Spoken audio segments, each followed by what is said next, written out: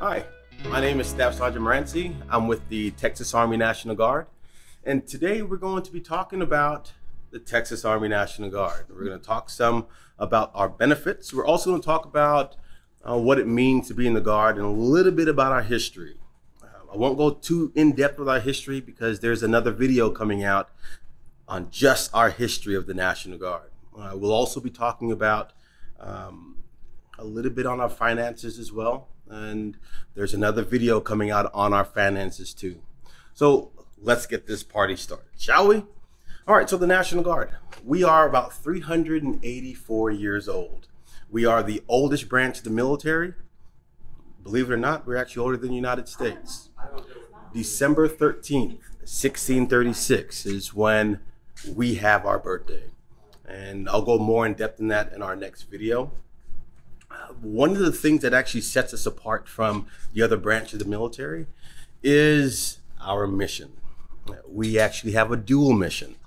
We are part of the state and we're part of the federal government, which means that we have two bosses. The President of the United States, he can call upon the National Guard to help in relief overseas. But obviously that's typically as a last resort because he has the other federal branches of the military for that matter.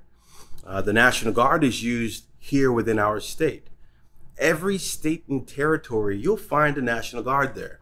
And this comes very important to us because, and I'll use this as an example. You think of a natural disaster like a hurricane or COVID-19 relief, or even the riot controls of this year. Well, the National Guard is used to help in those matters. And this is why it's very important for the National Guard to be present in our state. So one of the biggest things about what it is that the National Guard does, I mean, we are hometown soldiers, which means that our job is right here at home. We are part-time. We work 1 week in a month and 2 weeks in the summer. And because we're hometown, and I like to use the COVID-19 pandemic as an example. Right now in Texas, we have over 14,000 National Guard soldiers. And 20% of them, about roughly 3,500 of them, are currently activated for that pandemic. And what we're doing, we're going out to different test sites and we are helping administrators administer tests for Texas citizens and those that are in those certain areas. But that's what really makes us different than the other branches, is our job, our mission, that primary mission that we have to our individual state. That's why every state and territory has a National Guard presence. Now, when we look at the uniform that we wear, and it says the Texas Army National Guard, you'll hear that word Army. What that means is we are a part of the Army. We are part of that big organization. So we train together. We go to basic training together. We go to job training together. A lot of the things that we do together. But when it comes time for our mission, that is what sets us apart. Now, when we look at our jobs, we have over 130 jobs to choose from in the National Guard. And the way that you look at our jobs, look at it this way. If we ever decide to travel and deploy by ourselves, we're able to sustain without being a part of any other branch. Those 130 jobs, I mean, we have airborne infantry, we have military police, medics, mechanics, aviators, human resources, logistics. So you think about it, we have just about every job that you can think of. And the way that you get these jobs is all dependent on your MOS. You're dependent on your score on the ASVAB. The ASVAB is the Armed Services Vocational Aptitude Battery Test. And that is a test that we actually administer to find out whether or not you qualify to join the military. Depending on your score, will determine what jobs out of that 130 you qualify for. All right. Now, yes, we train with the Army. We train with the Army Reserves. What else sets us apart, though? Our education benefits. Our education benefits is probably one of the big things that sets us apart from all the other branches of the military. Now, once you qualify to join the National Guard, and I'll go over the qualifications here in a second, I will give you, or you sit down with a local recruiter, and they will give you what benefits for that particular state, what education benefits you qualify for. So let's take a look at here in the state of Texas, right? We have state tuition reimbursement. We have the federal tuition assistance program. We also have the Montgomery GI Bill. And depending on your score on the ASVAB, you might also qualify for the Montgomery GI Bill kicker. All this equating to roughly about $1,100 a month for a full-time student while they go to college. But you might be thinking to yourself, how do I qualify for these things? How do I qualify for these benefits? This is way too good to be true. But just like any job, we do have qualifications, right? And to qualify for the National Guard, number one, you have to pass the ASVAB. You have to score 31 or higher on the ASVAB, 31%. You have to be morally, administratively correct, meaning when we look at your criminal history or criminal past, and we look at each individual separately and on what their charges are, right? Typically, when you have a felony, you are not qualified to join, but we look at those on a case-by-case basis. You have to be able to meet our height and weight standards. You also have to be able to pass our physical fitness test as well. Those height and weight standards are different for everybody, and depending on how tall you are, depending how short you are, depending on your age, all will determine what your body fat percentage is and what your height and weight requirements are. All right. So once you qualify for the National Guard, you'll sit down and we'll take a look at all the benefits that you qualify for. Now, I'd be remiss if I didn't talk about the main reason why most people join the National Guard. And one of the biggest reasons why someone joins the National Guard is for service, right? I mean, there's not too many times where someone can say that, you know, I live in my community, I work in my community, I serve my community, I protect my community. We're part-time. We work 1 week in a month and 2 weeks in the summer. We get full-time benefits though, especially when we look at what it is that we do and what we give you for education. And on top of that, we have other benefits like medical insurance and dental insurance. These are things that are monumentous when we look at the cost of what medical insurance is now within our country. So there are a lot of reasons why people join, but service, I think, is one of the big ones for me, because there's nothing like being able to say that I live, work, go to school, and I protect my community. Now, talking about the insurance, we have people who join the National Guard who know that we have great benefits, know that our insurance, our education benefits are probably the best that they've ever seen.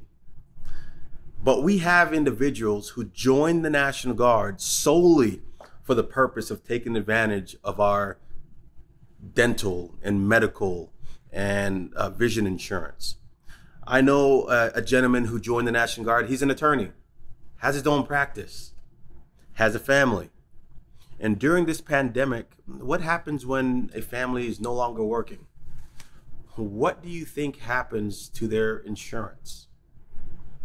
We have individuals that join specifically to take advantage of our insurance. And just to put it into perspective, for an individual who is single, no dependents, meaning they're not married, they don't have any children, their insurance, for their medical insurance, is about $42 a month. Their medical insurance is about $42. Their dental insurance is about $11 or $12 a month. That's less than $55 a month. The gentleman who is an attorney, he has a family. If you decide to take advantage of the medical, dental, and vision insurance, you're going to pay somewhere around $250 a month to cover your entire family. Your entire family. Whether you have one child, or you're just married, or you have 4 children, your insurance is about $250 a month. It doesn't change. So we have people that have full-time careers. We have doctors that have practices. We have instructors who have their own, jiu-jitsu studios. They have families. And what's most important is that you're able to take care of your family. For less than $250 a month, you can take advantage of the medical insurance. And at the same time, those same individuals, knowing that they've been doing this for years, said, you know what, I want to be able to give back to my community, but I also want to do something fun. So that 1 week in a month, they want to step out of their comfort zone and do something out of the ordinary, do something that's different. They want to do something adventurous. They want to do something like jump out of airplanes, blow stuff up. They want to do something different, which I can understand. Can you imagine being a doctor and on the weekend still being a doctor? So that 1 week in a month, they do something fun. So your career that you do on your civilian side does not have to coincide with what you're doing in the National Guard. It can be something totally different.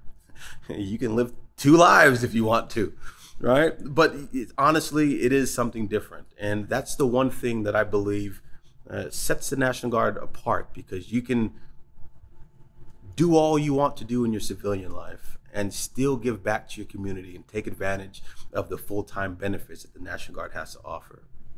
And I want to tie this up by finishing in on our education benefits. Because we're part of the state, there's no other branch of the military that can say that they get money from the state. This is why we have a lot of people that join the National Guard to take advantage of our education benefits. We get money from the state government. In the state of Texas, we get up to $9,000 a year to help pay for tuition and fees to any public university, any state, school, community college, junior college. We also get money from the federal government. But every branch of the military gets money from the federal government. We're not special in this aspect. We get about $4,000 a year from the federal government. So that's a total of $13,000 a year to pay for your education. Now, I don't know about you, but $13,000 is a lot of money when you look at what it costs per year to go to college. And in the state of Texas alone that I can think of, I don't know of any university that their tuition and fees per year is over $13,000. I think the highest I've ever seen was about $11,500, around $12,000. So $13,000 is a lot of money to help pay for up to 100% of your college tuition. And not to mention the Montgomery GI Bill. You get paid about $392 a month. Money in your back pocket. If you score over a 50 or higher on the ASVAB, the Montgomery GI Bill, that's another $350 a month. You're drilling 1 week in a month. That 1 week in a month and there's 2 weeks in the summer.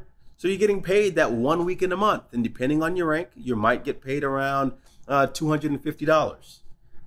So that's over $1,000 right there that you're getting paid just to go to college to get your education.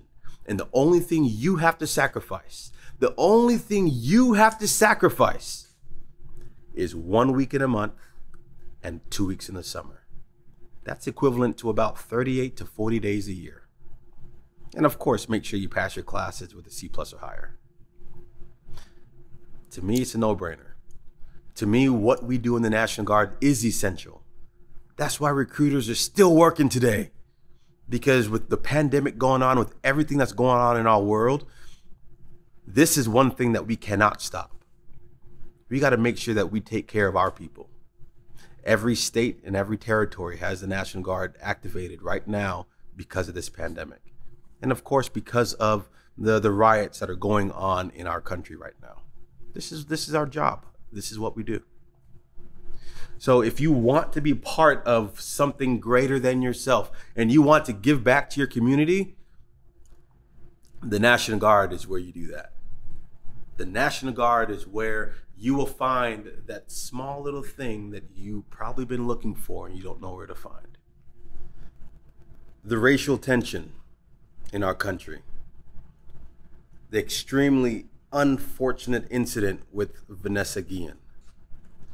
These things are not the National Guard. These things are not the military. These aren't the things that we were founded upon. Those aren't the reasons why we joined and put on these uniforms.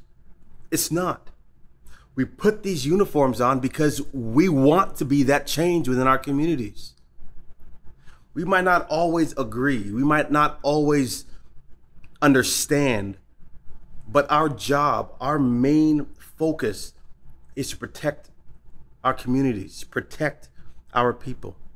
That's why we put on this uniform, to be that change. And you can do that with the National Guard. You can do that with us. Let's be that change that we want to see within our communities.